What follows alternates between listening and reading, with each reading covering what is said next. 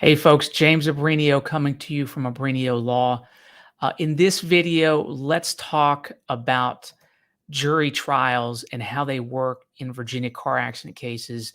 I actually just finished up a 2-day jury trial here in Virginia, a traumatic brain injury case, and I figured let's get back to the office while I got some time and while it's still fresh in my mind to walk through juries and a little bit of details so you can learn. So hopefully you find this video useful. So with that begin, let's start the PowerPoint. So the first question is, when do you get a jury? When are you eligible for a jury trial in your Virginia car accident case? So there's a couple ways. The first is when you sue for over $50,000. Now, why does that matter? When you sue for over $50,000, the court that you sue in is going to be the circuit court, which is the highest level of trial court in Virginia. And so in order, the jurisdictional minimum limit is $50,000. The other way you get there is if you've sued for under $50,000 in the general district court, which is the lowest trial court of record, or actually not of record, the lowest trial court in Virginia that includes attorneys. And so you sue for under $50,000, and then whoever decides to appeals it. So either you or the other side can appeal those cases, and then you can ask for a jury. Now, to be clear, either side can demand a jury once you're in circuit court. So that means even if you sue in circuit court and you don't really want one, the defense can demand a jury. And in my experience, they typically will. Usually when you're suing in circuit court, there's an insurance company involved defending the person that you've sued, and they will typically ask for a jury as opposed to a bench trial. Now, let's talk a few basics about how juries work and jury trials work in Virginia car accident cases. First of all, civil juries here in Virginia, they're made up of 7 jurors, and they're of members of your local community. And 7 jurors as opposed to in criminal cases where you have 12 jurors. So you're going to have less juror members in a civil personal injury case. And again, they're going to be of your local community. So when you're thinking about jury trials and you're thinking about litigating your case, you may have gotten an offer and you're talking with your attorney about whether or not you should file your case and go to trial, or maybe you're in litigation and you've gotten an offer and you're deciding whether or not to go to trial. Remember that juries are made up of your local community, and that can play a big role in the analysis of your case and how you should be evaluating it. Just to be clear, a lot of times I'll get clients say to me, James, I found a case exactly like my case in California and the verdict was $3 million. Well, I can tell you Northern Virginia is very different than California. It's very different than DC. I think here in Northern Virginia, they can be much more conservative than in more liberal states like California. Also, let's say you're in Northern Virginia versus Buchanan County, for instance, where I grew up at.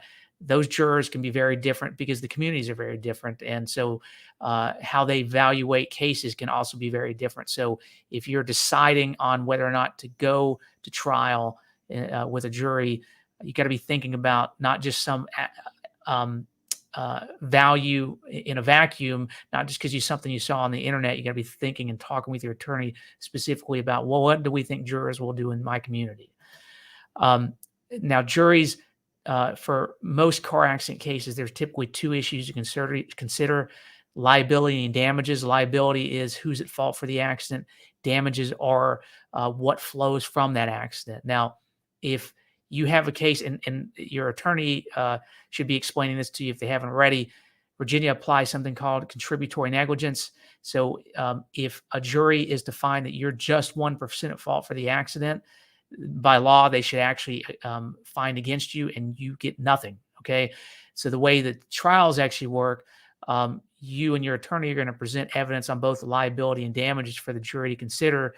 But if they find that you're partially liable for the accident, they're not awarding you anything, and you're going to get $0. So that being said, assuming liability is in your favor, they're also going to be considering damages. And if you watched any of these other videos or researched the issue, damages in Virginia include things like medical bills, lost wages, other expenses, pain, mental anguish, physical injury, inconvenience, those kinds of things. So there's a lot of damages, but that's not the subject of this video, but just kind of a refresher. Now, juries listen to the evidence. They also are read jury instructions. So just from a 1,000-foot view, typically speaking, and we'll talk about this in more detail as we go through, a jury trial is going to be comprised of different processes. It's going to start with voir dire or jury selection, which you're going to get to in the next slide. Opening statements by counsel, where we, the attorneys, are going to give the jury kind of a framework of what we think the evidence is going to show. Then they're going to hear the meat of the evidence. So that's going to be witnesses, exhibits, pictures, audio, video. They're going to hear, if you're going to be testifying, they're going to be hearing from you. If you're going to be having corroborating witnesses testify, they're going to be hearing from them. If you're going to have your expert testify, they're going to hear from them, but they're also going to be hearing from the other side as well. So that is the evidence. That's the meat of the case. Then there's closing statements by the attorneys, which is not evidence, but it's really our argument as to what we think the evidence showed and why we believe you should find in our favor. And then at the close of that, they will be read jury instructions, which are really the rules of the road, the law of the case. Jury instructions include things like what is contributory negligence, if that's an issue, what's the preponderance of the evidence, which means that the plaintiff has the burden of proving greater weight of the evidence. What are damages and how do you define those? What's cause and proximate cause and things like that. So they're going to be read these rules, and they're supposed to abide by these rules. So now, that being said, jurors, I think, and we'll talk about this in more detail in following slides, but you can't assume that juries are going to follow the rules. And so when we're thinking about litigating your case versus not, taking an offer versus not, you need to come in this with open eyes and realize that jurors are human beings. They get swayed by passion and other things. So you got to be realizing that one juror may do something very different than another. One juror may be fully following the rules, and another may very well not follow them very well. For biggest example I can think about is a discussion of insurance. In Virginia law, whether or not you have auto insurance or health insurance, that's not supposed to be considered at all by a jury in a Virginia trial case, in a Virginia car accident case. They're just supposed to figure out what's the liability, what are the damages, and award based upon that. I can tell you in many instances I've heard of people pulling juries, talking to jurors, and they've talked about insurance, and they did the math. They said, well, they probably got the health insurance to pay the medical bills, and they're probably got auto insurance. And the problem with that, not only does it break the law, but a lot of times they actually get the law wrong about how it works in Virginia. It's a very complicated process, and in a lot of ways, I think that's the reason that trials you're not supposed to be talking about insurance, because it's a very complicated situation. And that's the reason the law is the way it is. Now, the next question I often get is, does my attorney have any influence on choosing the jurors? Because obviously 7 random members in your community can be very different people with very different life experiences. And there's something called voir dire. So voir dire is really the process, and I'm probably mispronouncing that, but it's a term from Old English law. It essentially is the opportunity for your attorney as well as the defense attorney to question potential jurors about their biases, and really whether or not they can serve as fair and impartial juror members for your trial. So typically what will happen is you will have a bunch of potential jurors coming in. I think the one we just tried yesterday, we had 29 potential jurors, and then we whittled it down to 7. And during voir dire, that's my opportunity to ask jurors about questions that I think would go to whether or not they're going to be biased. So do they believe in tort reform? Have they ever been sued? Have they ever lost money? Is there anything they think that's unfair about car accident cases? Do they believe that everybody's a liar? Things like that. I get to ask them about what they do for work, and they have legal training and medical training, those things like that. And you will get a sense, if you're sitting through jury selection, of people you absolutely like and people you are not fans of, and everything in between. But I will tell you, it's more of an art than a science. There's no such thing as a perfect jury. There's no such thing as perfect jury selection, because just like, you may have friends in your life and family in your life, you believe they think one thing, but then you talk to them, they have a very different opinion. Imagine 7 random people you never met, and the diversity that could come from there. Now, again, your attorney is going to be given the opportunity to ask whether or not the juror, for whatever reason, is going to have bias against you. Have they already prejudged your case? Is there going to be a reason that they can't be fair and impartial? Before jury trials and jury selection, we typically will get jury lists where we get essentially very limited information depending on the jurisdiction. The one I got yesterday, we got full names, we got whether or not they were a homeowner and in their employment, and that was it. We get it maybe a day or two before the trial, and we don't get just the potential jurors in your case. We get essentially the entire jury pool for the entire building. So very limited time. It's not like a lot of times you don't have time to go research these people, look them up on the internet, things like that. So you're working on very limited information, and jury selection itself goes very fast. You got a lot of moving parts. A lot of weird things happen. You may get objections when your attorney's asking questions. You've never been through the process, so if you're observing, it can be very confusing and get complex very quickly. If you're trying to help your attorney out, what I do with my client, I'm doing jury selection, I'm sitting there crossing out names and trying to remember facts and things like that. So I always tell my client, give me a little bit of space to do what I need to do. But then I will always go back as I'm asking questions and we're going through jury selection. And I want my client's impression. Is there anybody that struck out to you as either super helpful or super hurtful? And I'll ask some input when I'm trying these cases and I'm doing jury selection. But that being said, you're not going to be an equal player in this because it's just going way too fast. And frankly, you shouldn't want to be an equal player in it, because your attorney should be taking over and helping guide you through the process. But there's a lot of things that go into jury selection that just takes time. So now, what types of reasons can you kick people off the jury? The first is for cause strike. So let's say somebody says, you know what, I was involved in an accident just like this, and I can't put that bias aside. I already feel for the plaintiff, or I feel for the defendant. That's a for cause strike. So when you can demonstrate that, and usually the easiest way is, as a juror says, I automatically believe one side or the other. If you can get that, you can get that person struck. That being said, it's not as simple as that. A lot of times when you're asking jurors questions, either they will refuse to acknowledge their bias or caveat it with, but I can put that aside, or the other side will try to, what we call, rehabilitate them and try to kind of give them leading questions. You can put that aside, those kinds of things. And the for cause strike may not be automatically given by a judge. But if you don't have a for cause strike on somebody, your attorney should be paying attention, because if you're that close and they don't get struck, it may be something maybe somebody you want to pay attention to for the very next reason, which is peremptory strikes. That essentially, once for cause is done, and let's say you've got 17 potential jurors left, and you've got to pull 17 people, you got to whittle it down to 7. Well, each side is going to get essentially 5 peremptory strikes at that point. You can strike for whatever reason, so long as it's done on a legal basis and under Virginia law and United States constitutional law and equal rights protections. You can't strike people based upon race, sex, gender, religion. And I think those are the main ones. There may be other rules, but you can't do an illegal peremptory strike. But let's say you just don't like the way they gave that certain answer. Let's say you don't like where they work. Let's say you just have a bad feeling because they gave you a weird look.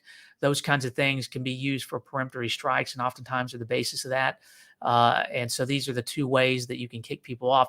That being said, you got to remember, and I always tell people, if you strike that person, that means that somebody else may be on the jury that you didn't want, that may be worse. So it's not as simple as just knocking off the people you don't like, because a lot of times the strikes, I can just tell you, inevitably there are going to be a situation where you like some jury members and you don't like others, and really it's give and take, and you really do the best you can I've tried several juries at this point in my career, probably 20, 25 juries, if I recall correctly. And there has never been an instance where we had a perfect jury. It just doesn't happen. So now, again, going back, each side gets equal peremptory challenges to get to 7 jurors. This is going back to the point I made about members in your community. Many jurors believe in the need for what we call tort reform. Essentially, they think there's too many lawsuits. And why is that? Well, the insurance industry's done a great job in selling the public on, all attorneys are ambulance chasers. There's too many lawsuits. We've all heard the McDonald's coffee cup case where we've been told that a lady had some minor burns because she drank her coffee while driving, and it's amazing she got these huge $1 million settlements. What really happened is a sweet old lady was served coffee at such a hot temperature that it gave her 3rd-degree burns in her genital areas and caused, really debilitating injuries, horrific injuries. And McDonald's had been warned multiple times, your coffee is too hot, you're burning kids, you're burning people. And they actually, the lady in that case actually tried to settle the case, and they rejected the offer. And so when the jury heard this, when they actually looked at the evidence, they awarded what I think was fair. Many jurors, the reality is lie. I'll ask somebody, are they biased? And they'll say no with a straight face. And we all know it's not true. For instance, the rule is you're not supposed to talk about insurance in cases. I'll find out through questioning juries later on. They absolutely ask that, even though they promised they'd follow the law, things like that. They're human beings. Again, this is a human process. Whether or not they're intending to lie, or maybe they just didn't think about it when they believed it when they said it. When it came down to making decisions, they changed their mind. Those kinds of things. Many juror don't. Oh, sorry. That should have been many jurors don't listen. I apologize. There's a typo there. I put this together relatively quickly. What I mean by that is, you'll be putting on great evidence. You'll be doing great cross-examination. You'll testify wonderfully, and the jurors already made their decision, even though they're not supposed to. Again, they're human beings. Sometimes they fall asleep, things like that. I mean, it happens. So again, they're human beings. With that being said, I do, and I'm confident that most jurors do take their job seriously. In fact, yesterday during the jury trial, I guess the jury room is right next to the courtroom. I was actually out because I was making a call because we're waiting for the jury to come back with their decision. And my client is telling me that they can hear them yelling at each other in there.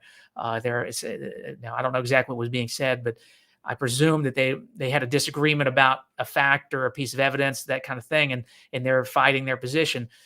Whether or not I agree with their decision or not, the fact that they're fighting about it means to me that they care. And I think a vast majority of jurors, when I'm doing openings and I'm asking questions, I can tell they're listening intently. They take their job very seriously. So on the whole, I do like the jury system, but again, it's a human system. Now, my last slide is, why do I prefer juries over judges? With all due respect to judges, and I know a lot of judges across the state. I know a lot of judges in Northern Virginia. I know a lot of great judges. But at the end of the day, I don't want my case to depend on just one person who comes to the luck of the draw. Now, if I had an opportunity to pick the judge, maybe that may be different. But I would rather take 7 random jurors in Northern Virginia rather than taking my shot on one juror, which would be a judge. At the end of the day, a lot of these cases come down to very sensitive factual information that deal with people's intimate lives, and everybody has very different life experiences. I would rather an opportunity to present my case to multiple people. That way I'm not dependent on just one person deciding that. So I really like jury trials. I also think jurors come in there. They take their job very seriously. And this is something that's new to them. It's very unique to them. And if I'm doing my job right and being a captive trial attorney, being an interesting trial attorney, putting on the evidence efficiently and interestingly, they're going to be in a lot of ways entertained, interested. They're going to have questions and all those kinds of things. And I honestly enjoy presenting to jurors because I like the interaction. I can tell when people are listening to me, even doing voir dire.